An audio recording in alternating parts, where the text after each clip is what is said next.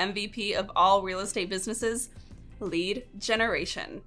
Every real estate agent needs to have clarity, and I'm talking absolute clarity, not only on where their leads should be coming from, but also the activities that results in those leads.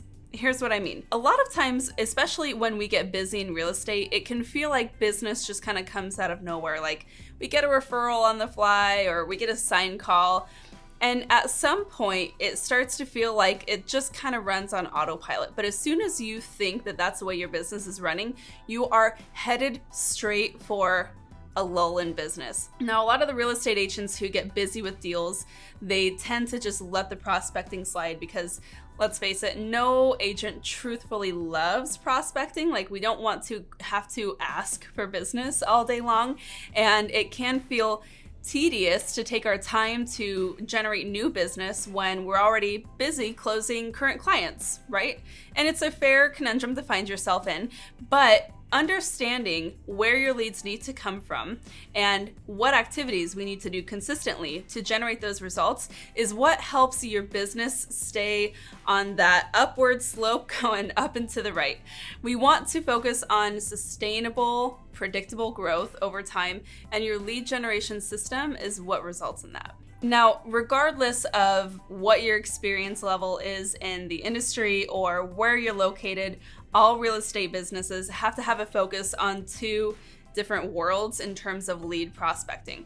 The first one is their database marketing plan. The second is going to be generating leads proactively. Now, these are two different forms of prospecting, but both have to work together in order to have smooth, predictable business and a really healthy, mature pipeline of leads. Let's talk about database and network marketing first. Now, this is one of the things that every single agent needs to start on. And if I were to go back to my first year in real estate and just kick myself in the pants for not doing the one thing I should have been doing, I should have been focusing from day one on my database and network. Now, my husband and I, we're a husband and wife duo, and we really focused on finding right now leads in our first year instead of looking at our network and putting the systems in place to generate more referrals. What it really came down to is we just assumed that our database was not going to show up for us, and we were kind of afraid to put ourselves out there and mess up in front of our friends and family, like the people who we already had that know, like, and trust factor.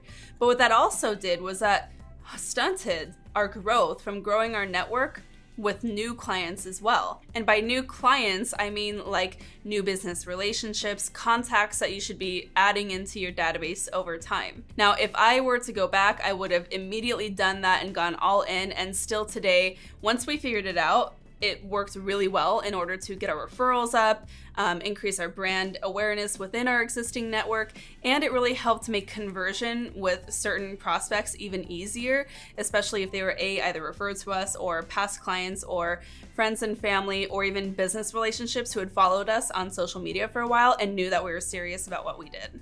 Now let's talk about the other side of prospecting, whereas we're looking at like prospecting for new business. Now this is going to be a big bucket where you are going out. It's outbound activities trying to get you face to face with people who overwhelmingly are just having the first impression with your business at that first contact.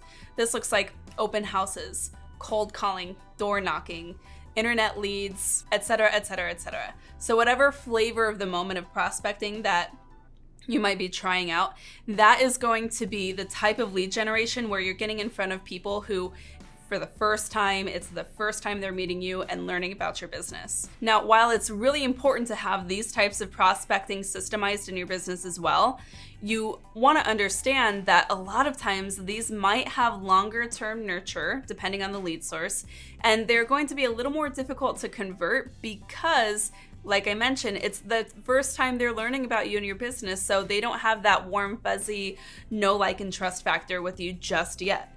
Now, that is also why we want to focus on the database and marketing strategies that you want in your business, because that's going to help you warm up those leads over time and turn them into raving fans when they are ready to make the sale.